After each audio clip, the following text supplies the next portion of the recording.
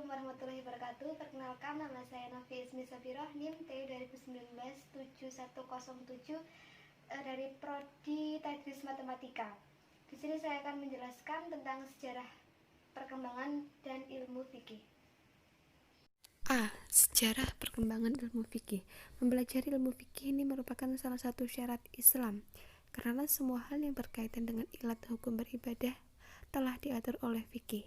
Adapun Islam terdiri dari 3 dimensi, yaitu yang pertama dimensi akidah, dimensi akhlak, dimensi amaliyah. Ilmu fikih ini sesungguhnya merupakan hasil dari ijtihad dari 2 sumber primer yang utama, yaitu Al-Quran dan hadis.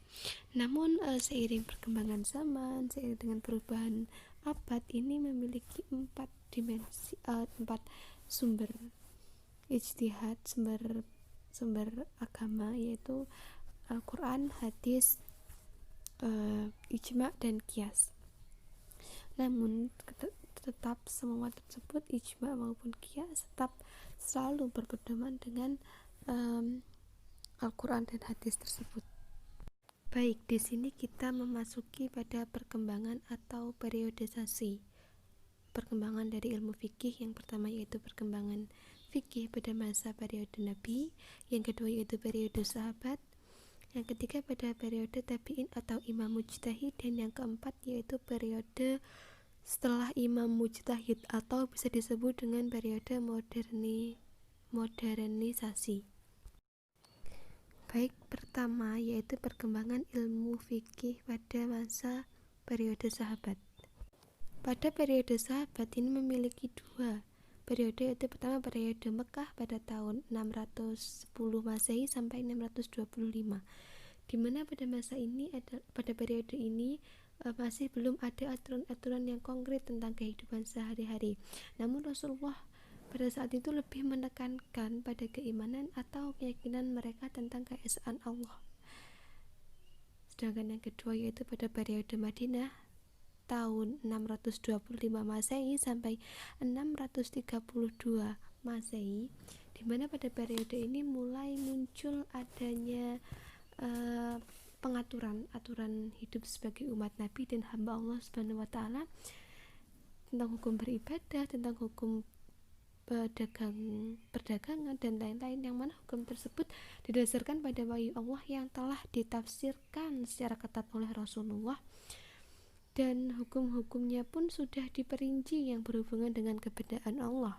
Seperti yang tadi, ciri khas pada periode ini adalah memunculkan hadis-hadis yang menguatkan keberadaan Al-Quran. Dari periode Mekah dan Madinah dapat ditarik kesimpulan bahwa perkembangan fikih pada zaman Nabi adalah memberikan penjelasan tentang apapun yang dimaksud dengan hukum ayat-ayat Al-Quran, agar memberikan penjelasan yang mudah dipahami oleh para umatnya, sehingga Nabi memberikan penjelasannya melalui ucapan, perbuatan, dan pengakuannya yang kemudian disebut dengan sunnah Nabi. Dan semua penjelasan dari Nabi itu berbentuk sunnah, yang berarti hasil penalaran atau penjelasan dari hukum ayat-ayat Al-Quran itu, atau bisa disebut dengan fikih sunnah. Yang kedua yaitu periode sahabat. Pada periode ini disebut juga sebagai periode fatwa dan penafsiran hukum Islam, karena pada periode ini sudah mulai muncul konflik baru yang mana belum pernah ada pada zaman Rasulullah. Demikian ini karena Islam semakin bertambah luas wilayahnya hingga keluar Jazirah Arab.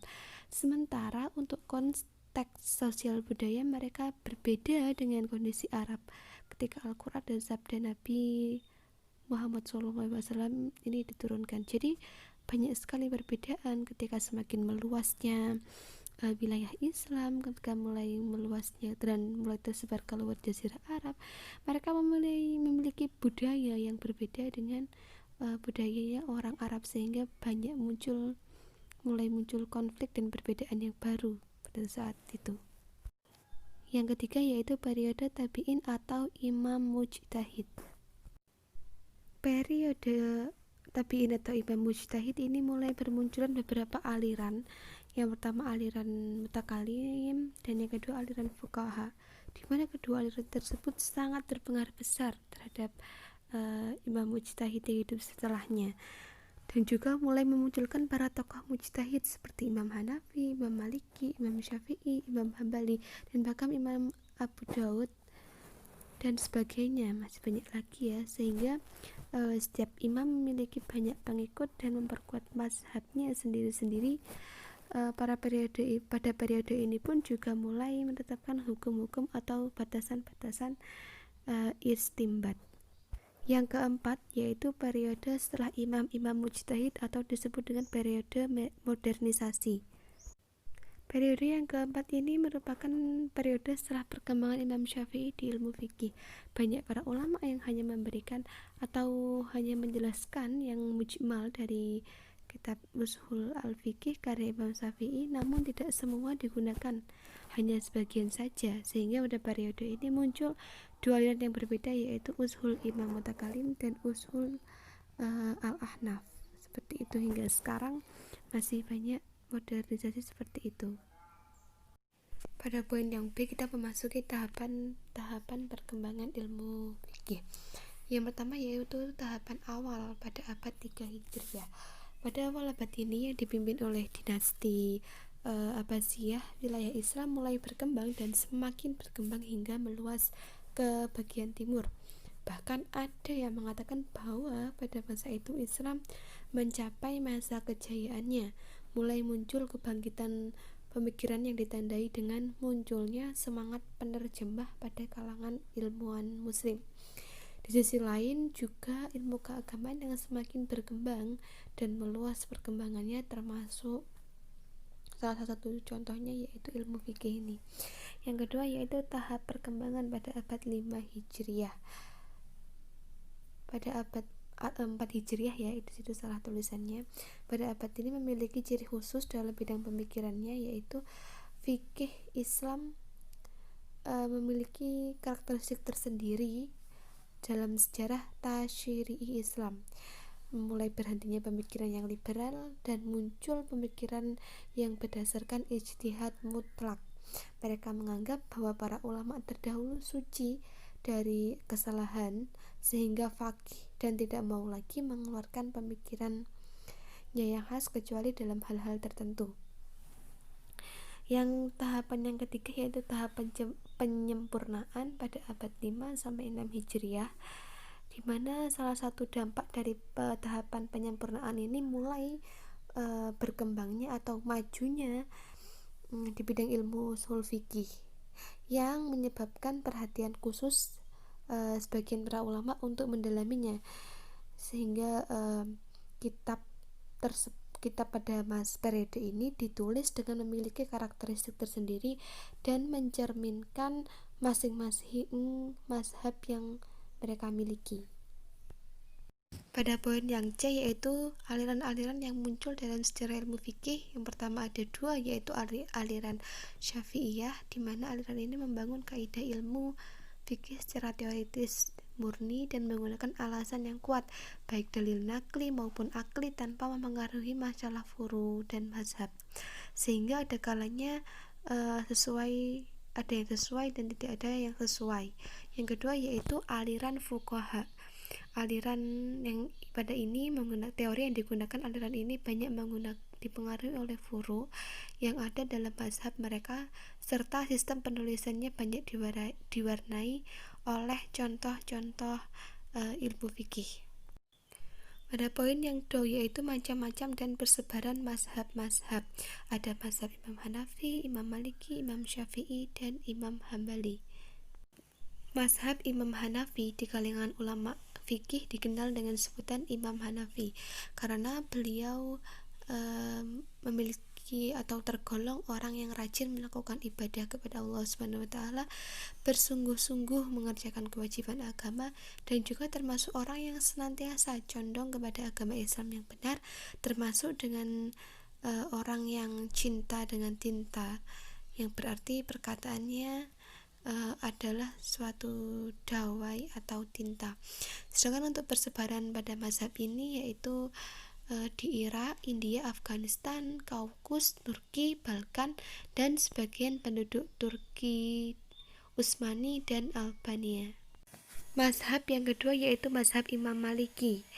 Mazhab Imam Maliki masih tergolong keturunan orang tabi'in dan sahabat Nabi.